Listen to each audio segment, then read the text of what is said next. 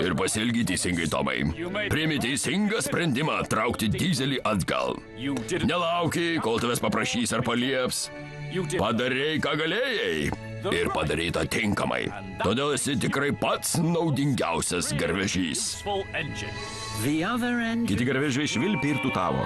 Tomas buvo tikrai pats naudingiausias garvežys.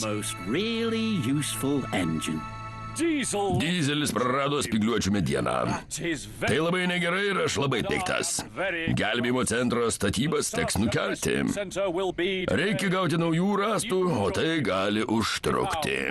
Bet tu, Tomai, gausi specialų apdovanojimą. Galėsi apsilankyti paieškų ir gelbėjimo centre žemyne. Ačiū, ponė.